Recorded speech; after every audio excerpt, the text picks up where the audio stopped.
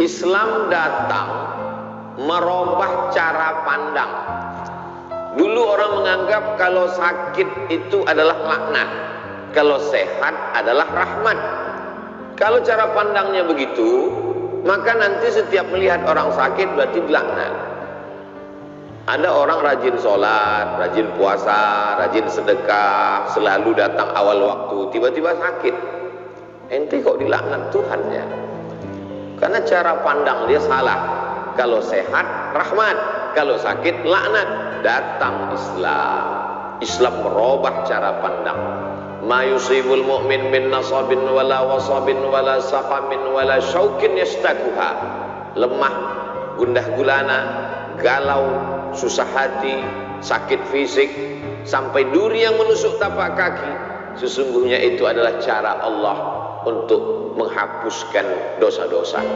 Jadi cara pandang kita berubah, sehingga ketika orang sakit dia tidak merasa dirinya sedang terlaknat, tapi dia sedang merasa dirinya sedang diampuni Allah Subhanahu wa taala. Ketika saya sampaikan hadis ini, dipotong oleh jamaah bahwa sakit menghapuskan dosa, diupload di Instagram, di komen orang, saya tidak setuju dengan kata-kata Abdul Somad. Itu bukan kata-kata saya, itu hadis. Tapi memang melawan orang yang tidak paham itu menghabiskan energi.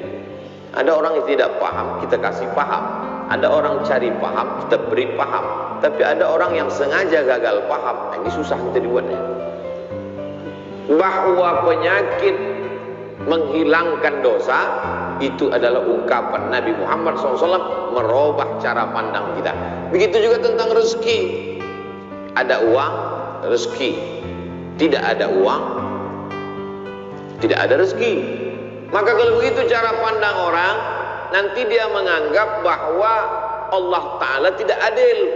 Kenapa saya yang sholat, saya yang puasa sunat, saya yang zikir, saya yang rajin pengajian tidak ada rezeki?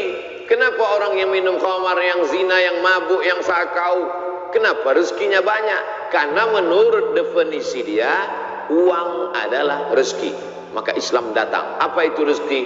Kullu ma yuntafa'u bihi. Semua yang mendatangkan manfaat untuk akhirat kita, itulah rezeki. Uang tidak selamanya rezeki.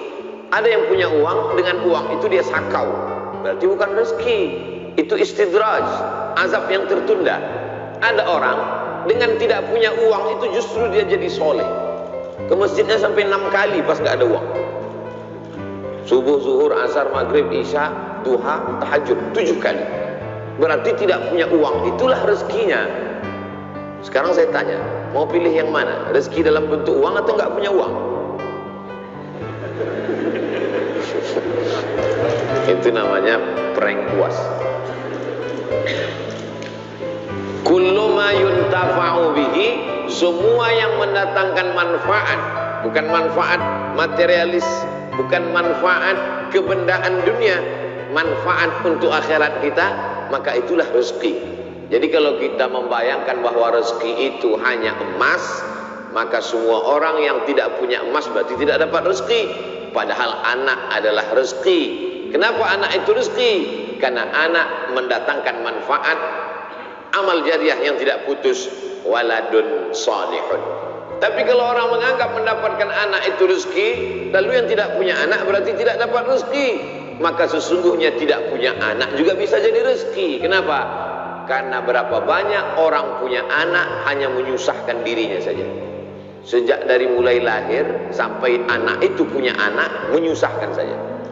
Maka dia tidak menjadi rezeki, karena tidak mendatangkan manfaat. Dia justru menjadi laknat. Na'udzubillah. Ini semua diluruskan pemahaman kita tentang rezeki. Yang meluruskan itu adalah Allah. Dikirimnya Nabi yang dia pilih, Nabi Muhammad SAW, supaya kita faham, jangan sampai salah. Kalau sudah salah faham, akhirnya salah ngomong, salah cara berpikir, salah pandang, salah bicara, salah berbuat. Yang paling mengerikan adalah salah sangka kepada Allah Subhanahu wa ta'ala. Banyak orang sudah hijrah tapi pemahamannya tidak betul, akhirnya dia suudzon kepada Allah. Saya sudah hijrah dari riba kepada syariah, hijrah dari perbuatan maksiat kepada taat, hijrah dari luar masjid ke dalam masjid. Tapi kenapa Allah tidak merubah rezeki saya? Mengapa Allah tidak memperbaiki rezeki saya? Itu bukan ungkapan Abdul Somad, itu ungkapan jamaah yang curhat melalui komen-komen, melalui pertanyaan di kertas. Biasanya jamaah di tulisan lebih berani daripada langsung. Saya baca tuh di komen-komen itu. Kenapa Allah tidak mengubah rezeki saya? Allah sudah merubah rezekimu, tapi cara pandangmu tentang rezeki itulah yang belum berubah. Kalau kita sudah merubah cara pandang kita, maka insya Allah segala yang kita terima itu adalah rezeki. Makanya orang-orang soleh itu ketika tampaknya dia nampaknya secara kasat mata, secara zahir kita lihat dia sepertinya kena musibah. Tapi justru ketika menerima itu dia berkata, Alhamdulillah. Kenapa? Sakit dia. Dengan sakit itu keluar dari mulutnya, Alhamdulillah. Kok begitu Ustaz? Kenapa begitu Tuan Guru? Mengapa begitu Kiai? Kamu kan bukan sedang dapat mobil, bukan dapat duit, bukan dapat uang. Kenapa kamu bersyukur Alhamdulillah? Yuntafa'u bih, karena dengan itu saya bisa berhenti sejenak mensyukuri sehat. Tapi biasanya orang kalau sedang sakit, hadis ini hilang, ayat ini hilang, ceramah ini hilang. Bahkan bukan yang mendengar subuh ini, yang ceramah pun hilang isi ceramahnya. Karena ceramah itu bisa hilang, itulah maka direkam dengan 3 kamera subuh ini. Ini rekaman ceramah ini bukan untuk jamaah, ini untuk yang ceramah. Supaya kalau nanti datang sesuatu yang tidak menyenangkan bagimu, hai Abdul Somad, kau supaya ingat bahwa itu pun sebenarnya rezeki. Kenapa? Yuntafa'u bih. Jadi keywordnya, kata kuncinya adalah bermanfaat dia atau tidak. Bukan pada bendanya, bukan pada materinya, tapi pada non materinya, immaterinya, bermanfaat atau tidak. Air minum yang ada di depan saya ini tidak selamanya menjadi rezeki kalau dia tidak bermanfaat. Tapi bagaimana kita tahu dia bermanfaat atau tidak kalau tidak kita minum? Nah itu kan alasan Ustaz karena mau minum aja. Saudara yang dimuliakan Allah Subhanahu wa ta'ala, ada yang menyebabkan manusia ini menjadi tidak bersyukur. Di antaranya adalah karena dia tidak melihat sesuatu itu dari hakikatnya, hak kebenarannya. Mengapa dia mesti ada?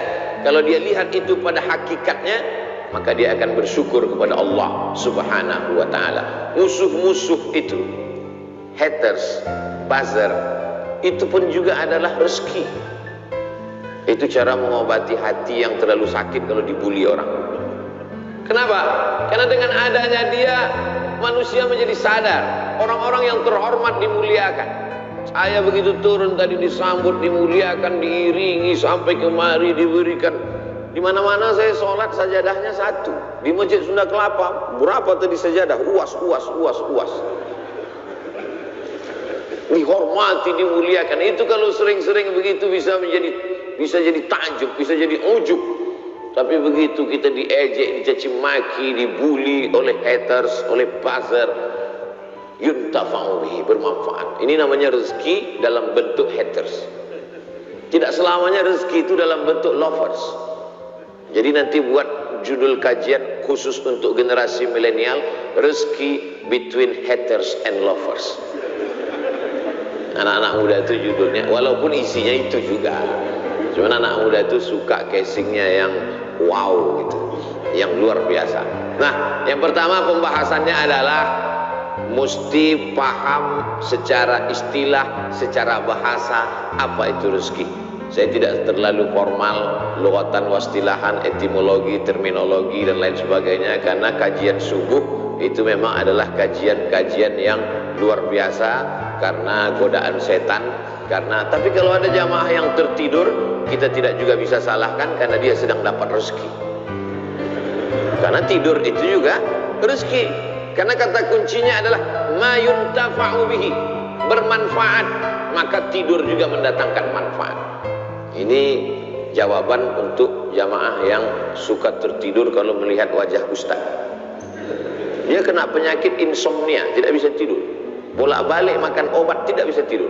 Tapi begitu khotib naik mimbar langsung tertidur. Nah, itu juga merupakan manfaat. Kenapa?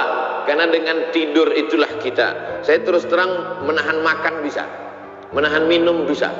Tapi kalau tidak tidur, makanya saya selalu minta istirahat. Kalau saya ceramah di perjalanan panjang, tolong siapkan panitia agak sejam saya tidur dulu. Karena kalau tidak tidur nanti takut salah ngomong, salah bicara, salah pandang. Yang terhormat Bapak RT, padahal dia lurah, tentu dia tersinggung karena salah pandang.